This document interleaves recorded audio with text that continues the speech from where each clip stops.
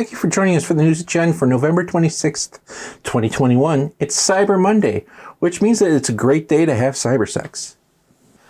It's also Customer is Wrong Day, which is also every day because we respect cashiers and service workers every day. If you have a particularly nasty story about being in retail, or you just want to comment about anything, put it in the comments. I worked at the Big Red Store a few years ago on Black Friday. I know you don't get news from anyone else, so I'm here to help catch you up. Make sure that you're like and subscribed, or else you will not know about breaking news from over a week ago. In breaking news, on November 19th, Kyle Rittenhouse was acquitted of all charges in his murder trial, or as others will call it, open season on leftists. Turns out that skateboards are more scary and life-threatening than a gun, which makes Tony Hawk the scariest man known to mankind.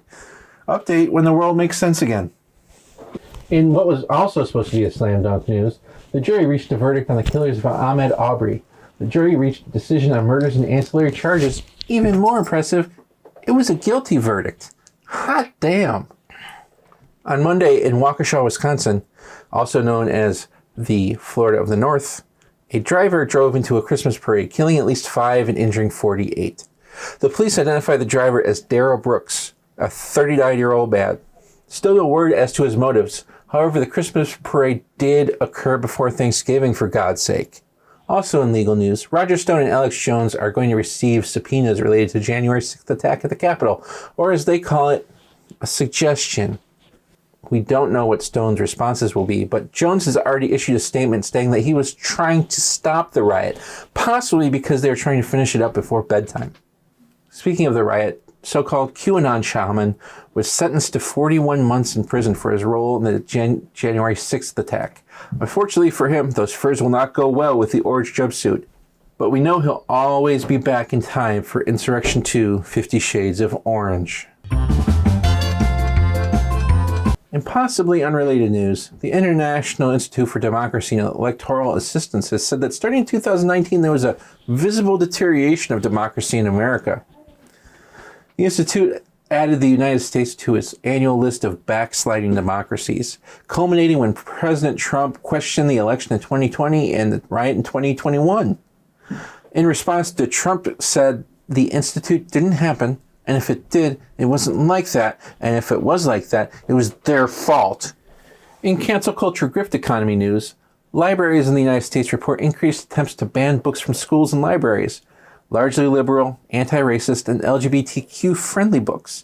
Still no word from such free speech warriors as Joe Rogan, Dave Chappelle, Ben Shapiro, Jordan Peterson, Dennis Prager, or anyone else on this development. We'll keep you posted when that never happens. In obviously unrelated news, physical education teacher Russell Ball quit his post at Three Rivers Middle School after he was ordered to remove the pride flag from his classroom. He said that the flag was meant to show that his classroom is a welcoming and supportive place, or as school's administrators call it, not school.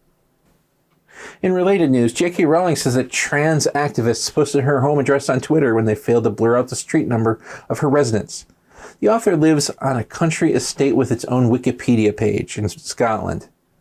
The Wikipedia entry has GPS coordinates, making the address obviously a top secret bit of information. No, I'm not going to try and pronounce the estate's name. Moving on to the tech sector, Facebook researchers have discovered that so-called race-blind practices around hate speech came at the expense of black users, or as Facebook calls it, good business. Gotta get those ads. Speaking of good business for the tech sector, a new COVID variant, also known as Omicron, is now of concern. The variant was first discovered in southern Africa, and it propagates through people mostly sharing memes on Facebook misunderstanding evolution. In a strange twist, Amazon was fined $500,000 for concealing COVID cases from its workers, or about 10 seconds of profits. Amazon said it was the fault of the workers, and if they had subscribed to Prime, they would have gotten those COVID notices early. I understand why they're upset, but Bezos is just super busy being in space and everything. The San Francisco Bay Area Nordstrom had a quote-unquote mass theft where 80 people rushed into the store and stole merchandise. Critics of the theft say that if we did it right, Black Friday could be this too. In giant metaphor news, a copy of the United States Constitution was sold at auction for $43.2 million with an unknown buyer. I'm not sure, but does the owner know you can just download a copy from the internet? I got my copy for free from the ACLU. Funnily enough, I've read it, and it doesn't say no consequences for speech. In small town news, the mayor of Cambridge, Maryland, Andrew Bradshaw, was arrested and charged with 50 counts of distributing revenge porn on his ex-girlfriend. The mayor said that this is really her fault if she was able to be photographed like a corporeal being. I'm just glad he did it this way instead of, how I would do it, like passing a wide variety of zoning exceptions, causing her home to be surrounded on all sides by wild bat sanctuaries, which are also endangered species.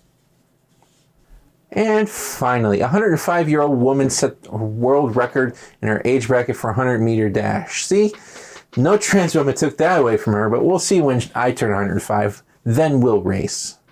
When asked about her victory, she said there's something to be said for outliving the competition. I know I said finally, but there is a related story. The world's oldest person, a 124-year-old woman named Francisca Susano, died in the Philippines. Scientists said she never won the 100-meter dash either. And that's the news at Chen for Monday, November 26th, 2021. Thanks for watching. Tell me how your holiday was in the comments. If you celebrated, if you don't, that's cool. Tell me that too. I could use some nice stories. Or if you think I missed something in the news, let me know. I could always revisit a topic. So tell your friends about the show, please. I'm not too picky. You can even tell your acquaintances. I apologize a little bit, not too much for missing last week. You could probably skip out now if you want, because I'm going to talk a little bit about that. Last week was rough. A friend died, and that's another one. I held out another friend, a former friend, would return to my life only for her to not. So there's her, Then there's the people that have died: Sarah, Chrissy, Julie, Lana, Chris, Maddie, my mom, all dead, gone, just in this past year. A little bit more maybe, but not so soon, so quick. I've been considering this channel for a while now. I may write down the chapter of it in the next couple months, unless something happens. I just, to be frank, I appreciate all 17 of you that watch this. I do, but the numbers have stagnated and even reduced over time. I'm not sure what to do. I'm not looking to make money from the channel, but maybe some growth. That would be nice. I'm not stopping right now, not because I don't think that's fair, and also I have some hope that the next couple months will do well. I have also a longer essay plan that I'm still writing and still working on the script for. We'll see. I'm learning more and more about video editing, which is useful for me. So maybe this format has given me all it will for it. Maybe that's the reason I post here. Or, I don't know. Maybe you'll all tell me what you love about me. Maybe. Because I love you. Thanks.